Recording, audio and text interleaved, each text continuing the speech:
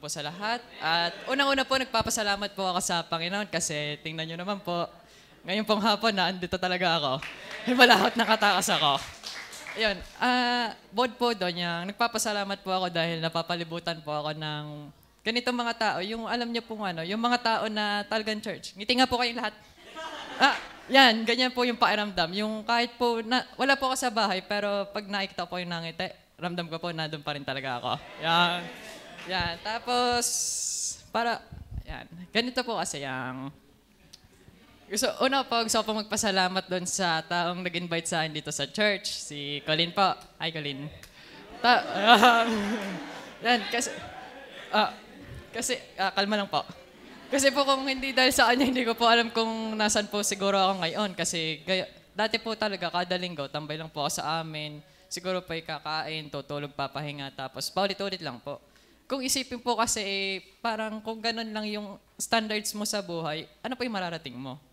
Yan. Tapos nung ipinakilala po ako ni Colin dun sa church at surprisingly po, natutuwa po ako dun sa paraan ng pagtuturo ni Pastor.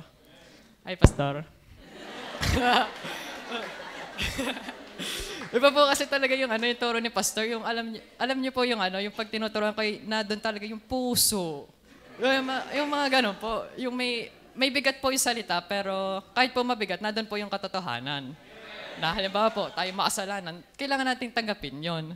Tapos ang nagustuhan ko po sa simbahan na ito ay, yun po, yung mga mentor natin. Halimbawa po dyan ay si Kuya Jander. Nasa si Kuya Jander?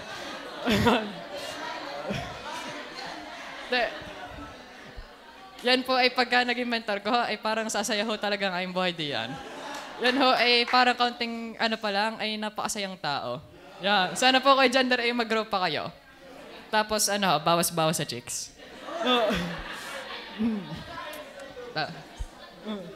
Kakaunti pa lang po kasi yung experience ko dito. Pero hopefully po, dumami pa siya at sana po, makasama ko po kayo sa journey na yon.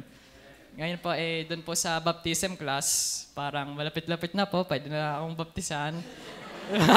Kuya Jomar, sabay na tayo.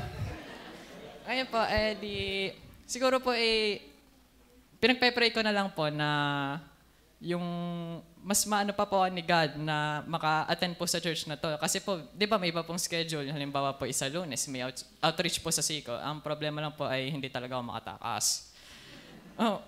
Ay pagka po, yung sabi po ni Kuya Andrew, pag daw po yung Miyerkules, kahit daw po sa live, manonood ako. Para kahit po papaano, yung parang throughout the whole week po, na doon po yung word ni God na gagabay sa akin. So, yun lamang po. Marami pa po sana ikukwento, nakalimutan ko lang po. Tunay ha, masaya po dito sa church na to at proud po ako na naging member ako dito.